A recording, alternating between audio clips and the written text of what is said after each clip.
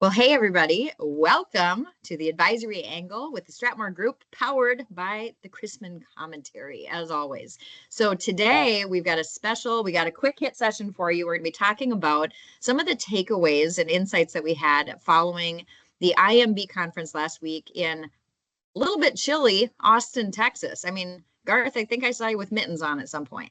Yeah, by the way, I just want to cover too, as you know, like you, I live in Florida. I live in South Florida, but I feel terrible in February if I actually show up to one of these meetings advertising rather the fact that I live in Fort Lauderdale Beach. So I wore the hoodie to make it seem like, yeah, it's so cold outside.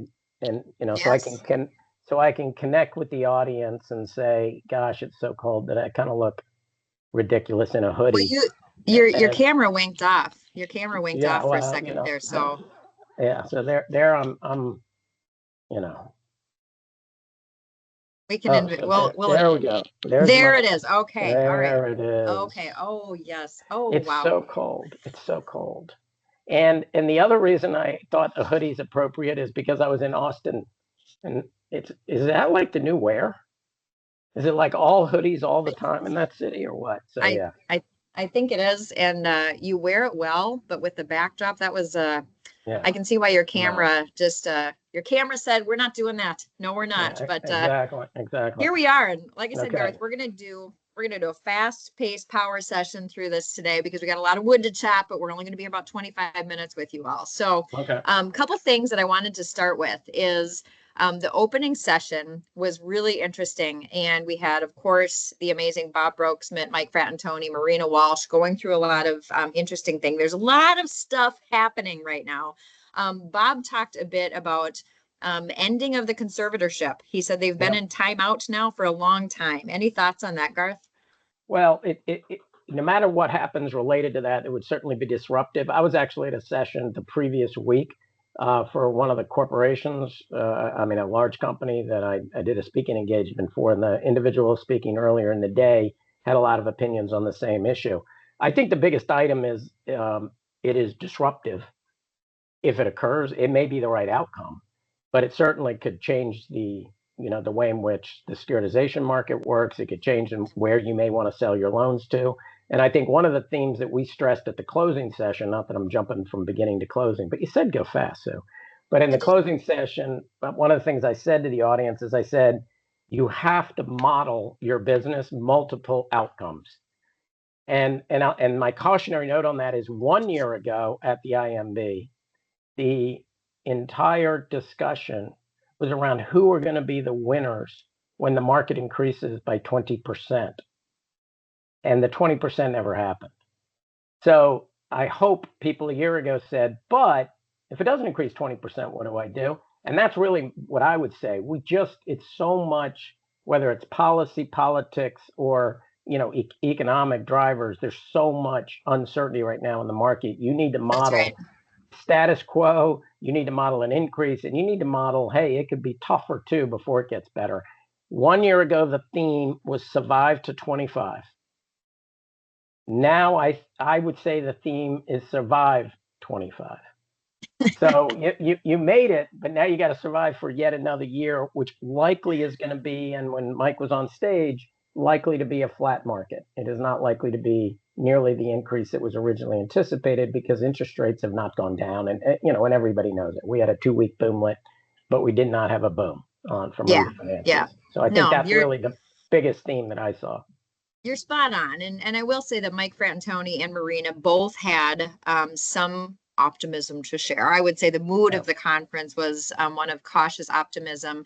But Garth, I think you just nailed it there, talking about, we got to be pretty nimble on our feet because there's a lot of, I don't think, anybody right now would say there's a lack of things going around that potentially could be, interesting and disruptive. So I like your comment about, as you're listening to this, if you're listening as a leader or a loan officer, being prepared for multiple outcomes, and also the knowledge that this year isn't going to be incredibly different. There were a few other things that Brokesmith brought up, which I thought was really interesting and important that the MBA is championing, talking about, we got to make sure that the G fee hikes don't continue on. He said this, administration campaigned on lower housing costs. That's one way that could help.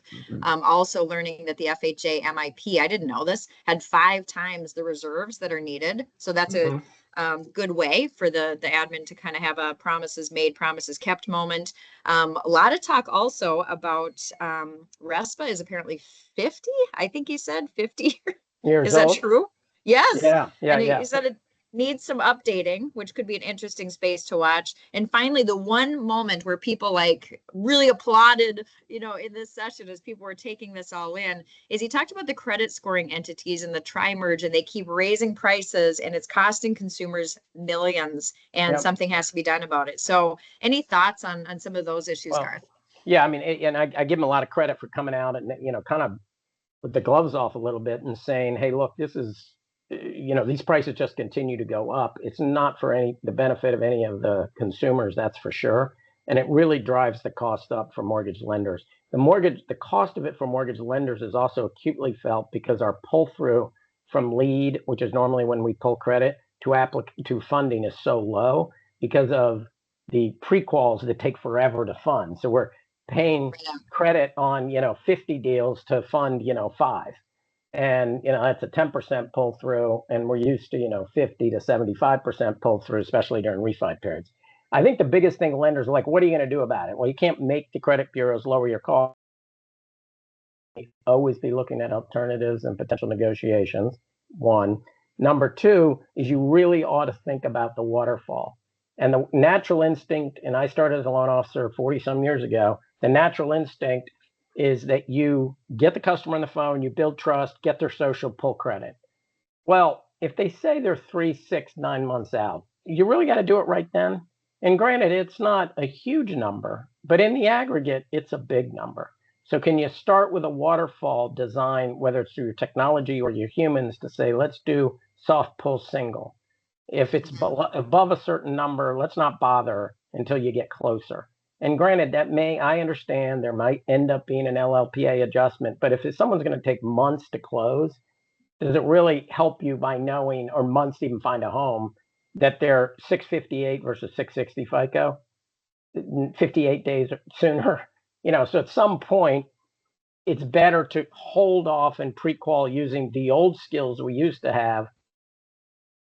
Keep going credit, and inflating your bills. So that's my challenge to the audience, whether it's an LO or a company, is think through what you can do to control those costs, in addition to helping the MBA lobby on your behalf to do something about those costs. Right on. And actually, to put in a very quick plug on that, both you and I are supporters of the Mortgage Action Alliance, MORPAC.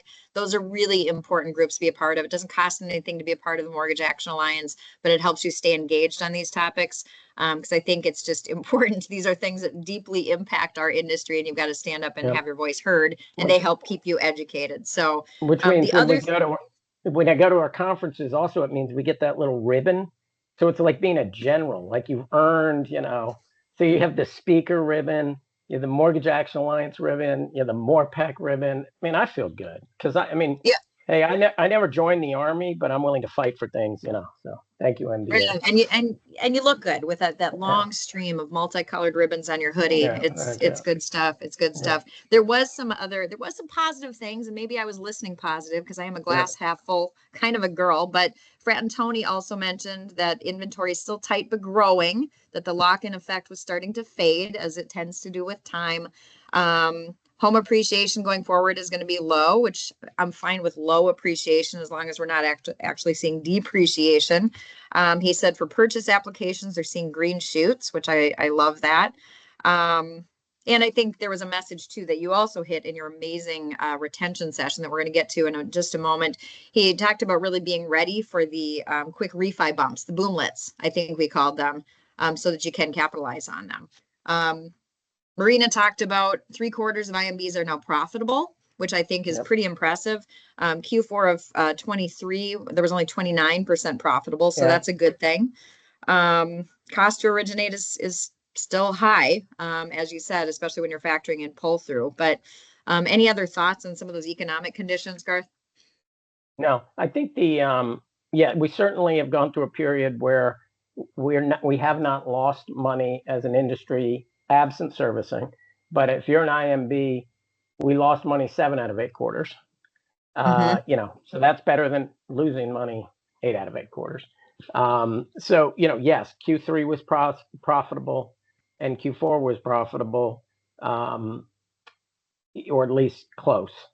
I bring that up only that if you are not, and as the market turns, you really got to think hard about saying, what's the right thing for me? How much more could I cut? How much can I retool?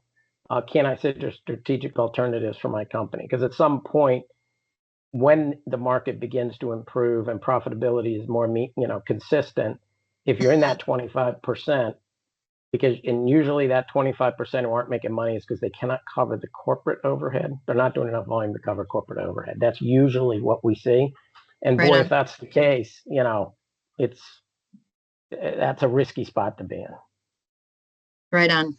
Well, I want to change gears and talk a little bit about one of the several sessions that you led, but it was so good. This one on retention and recapture. You had some amazing guests. I don't want to slaughter the last names, but it was Conrad of ICE. Yeah. Pika? Yeah. I don't know.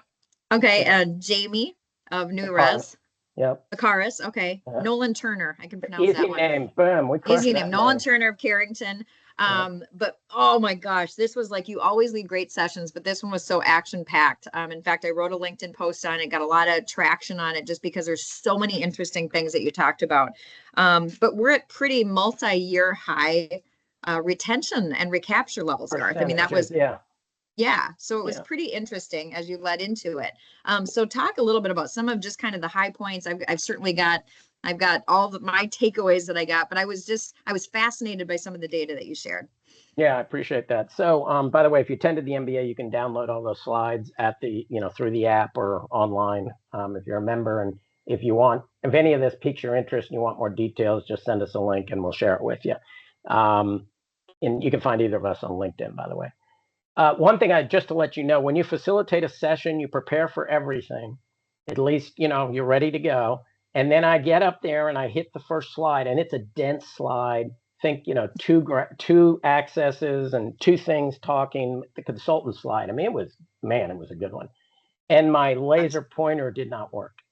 So at that point, in order to illustrate my points, I had to jump off the stage, walk up to, and then use like the old rabbit thing and my fingers. Yeah, it was awesome. Yeah, it was good. Now, there's nothing better than seeing a 5'7" man trying to point up into a 20-foot screen, but I did the best I could. I actually got a few pictures of it because I thought this is epic. Leaping off stage, rabbit earring onto the chart. So anyhow, what the recapture numbers that are super interesting are the following. A lot of this came out of the boomlet. So in September, when we saw the downturn of rates, there was a boomlet, and we got a bump up in potential runoff. So people had an opportunity. Half the loans that were done by the top 10 servicers. So it's almost exactly what we said a year ago. If we get a refinance boom, it's going to go to those that have been acquiring the loan because it's such recent vintage mortgages. The second issue is we were super excited. The IMBs, if you were in an IMB audience, retained those loans at double what the banks did. So if you're a banker and watching, wow, that's not good. You were roughly 15%, and the IMBs were roughly 30%. So they retained 30% of their refinance opportunities in the refinance boomlet. Now, make sure you understand I just said refinance. The other 2 statistical things that were darn important is roughly 50 to 60% of the loans paid off during the course of 2024 did not get another loan. So the refinance opportunity was null. There was no refinance opportunity, and there was no new purchase opportunity. These are people paying off loans for cash. And what that means is they're likely renting, or they owned more than one home in the first place. So somewhere in there, wow, that's a big difference, and there was a number of conversations about New Res and Carrington, or, have millions of customers who said, yeah, we're seeing it. And by the way, our clients are reporting the same thing. we're getting these payoffs and they're not getting another one. So you're going to have to scratch and fight for the opportunities that exist. The purchase retention is still low, and meaning when the loan is paying off because they're buying a subsequent purchase. And one of the points I made in the data I shared and that you repurposed in your LinkedIn post, Sue, is that 55% of the time, our data shows that you close a loan with a lender, the consumer reports one of 7 things happened, and our data shows that is a dramatic 50 to 100 point drop in NPS score. So what does that mean? It means half the time you had an opportunity to give the wow experience, which would make them, NPS says, come back to you, but you failed. And we rattled off what those things were on that LinkedIn post, and we could share it, some of those things today. But that is just a missed opportunity. So while we look back and go, gosh darn it, I wish the refi boom had lasted longer, my challenge is to say, but every day you close a loan and miss the wow experience is a day you miss the chance to get the next retention, or, and what NPS score would you recommend means, or a referral to a family, friend, etc. That's right. That's right. So that's the what should I do now? And every time we talk about the retention thing, this will be the last one. The 30% number is as high as it's been in a long time. Yay! Yay! That means 70% of consumers who refinanced in the third quarter did it with not their existing servicer. Boo! Boo! So you can focus and be happy on the 30 on the average, or you can focus on going, what the heck is going on with the 70 and how did I lose them? And some of it is you missed a wow experience. Some of it might be the service experience itself. And in some cases, which was revealed, sometimes the lenders, if you acquired the loan in your servicing book, the consumer goes, well, I didn't know you did loans. I know you serviced them, but I didn't know you would do me give me the next loan, which if you're a servicer, what a missed opportunity. Now that also means, hey, of course you told them, right? It's on your website, but you didn't tell them in a way they heard, So in any case, those were the things that came out of that session. No, I agree. It was a pretty good one. It was a really good one. And that was a really interesting comment heard by your panelists, as they said that, and I do think servicers are doing a better job for sure. Yeah. And I remember the comments that I heard, I think it was Jamie who said this. She said that they do post payoff surveys. And she said, you never want to hear, oh, we didn't know you did originations, right? And so I think they're doing a much better job. I think to your point, you mentioned, we call it at STRATMOR the 7 deadly sins of things that can happen during that transaction that just decimate your chances of getting that retention and that recapture. And it's also why I would say our secret shopping program is such a success too, because there's things that happen before they even come into the fold that sometimes you maybe had a chance, but you didn't get it because of something that's happening. And so again, between our secret shopping program and our customer experience program, I mean, these are really important things because you illustrated in this session where it shows up, right? Because you didn't get the referral, the recapture, the retention, because you missed something there. So another interesting point, just as an oddity that was brought up, and I think it was either Jamie or Nolan who said this. They said, yes, there are still some people out there with super high interest rates. In fact, they commented they still had some New Century mortgages on their books at unbelievably high interest rates who just won't refinance. And you had some interesting observations as to why that might be. Yeah, I mean, it's natural instinct is to say that's the Doug group. Like, oh my God, they don't get it. They just don't understand what they ought to do. And we've done some research on this with lenders. That is true. Some are that. Some are they have a piece of information you don't have, and they don't care to share it. And that can be everything like the property's not in great shape. They know there might be an appraisal issue, or they think an appraisal is needed, so they're uncomfortable having someone enter their house for some reason. They don't live there anymore, so they know that might be a problem. They have some other debt, and their debt situation has gotten worse, so their perception is their credit is not worthy. I mean, that can also, they might have a medical collection, they may have gotten through a divorce. It may be they're completely credit worthy, but they are not responding Because while you keep saying, hey, you can refi, hey, you can refi, hey, you can refi, they're sitting there going, I don't know, I don't think so. Or last time the experience 55% of the time was not great, and they go, yeah, I'll do that later, but gosh, it wasn't a great process, so I'm just going to put it off. It's inertia. That's So right. that's the 55, another 55% issue, right? Right on. Another really interesting moment, Garth, that I made note of is when you talked about the trigger leads, right? So the trigger lead bill still being a very hot issue, but the panelists agreed that a trigger lead is pretty late in the game, and if you're doing your job before that, the trigger leads really shouldn't be an issue.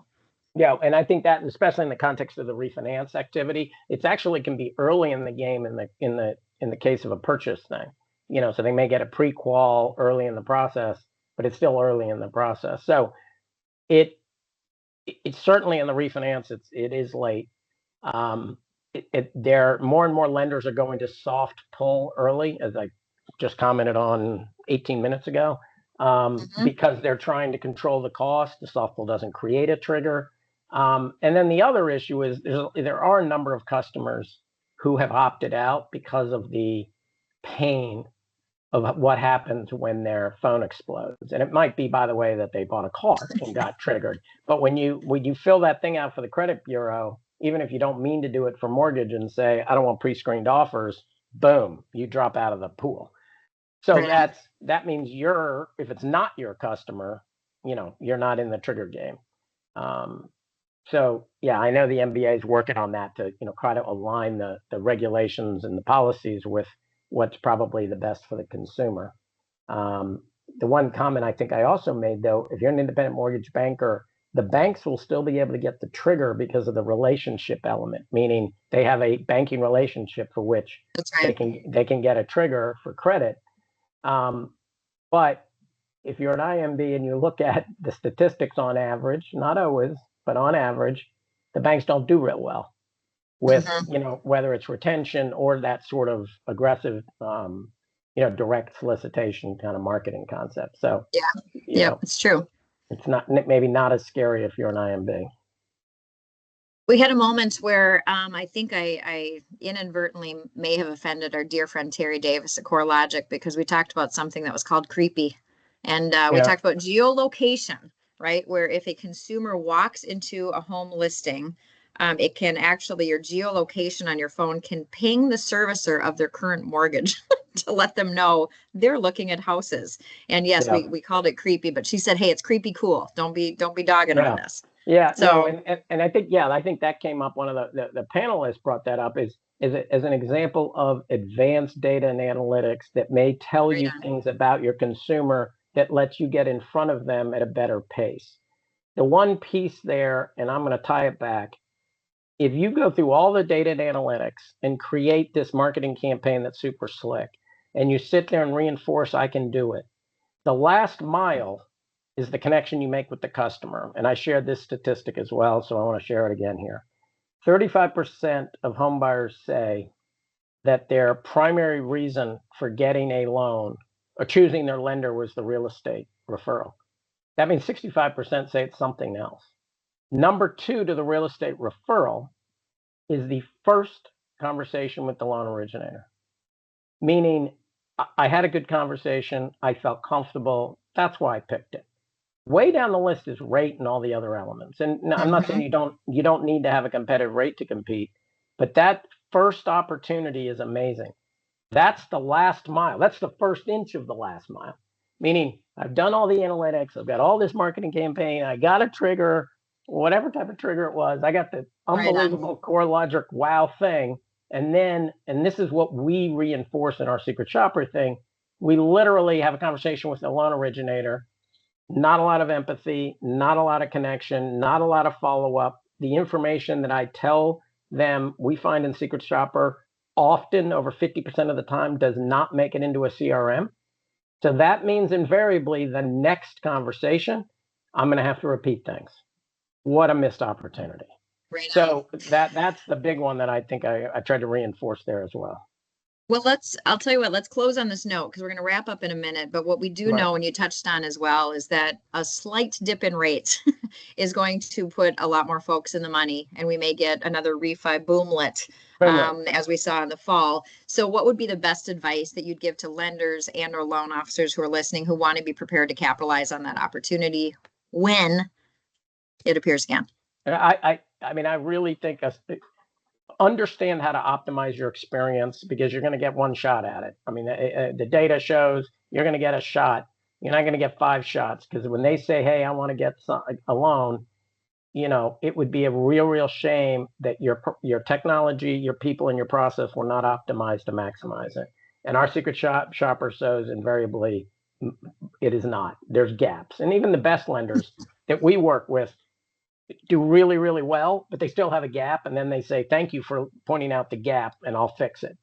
So I think that's really the big one, to be optimized for whatever it is. And meanwhile, by the way, also optimized for the completely different journey, assuming there is no refi, back to my modeling point, which is be able to handle long nurture purchase. And whether there's shoots in the grass that show that the purchase market is sprouting, to go back to Mike Frantantoni's metaphor, or, you know, in a market where the shoots maybe aren't going to come for a while, you know, you need to be tight and ready to go and constantly be doing all those best behaviors, people, process, and technology to maximize your opportunities.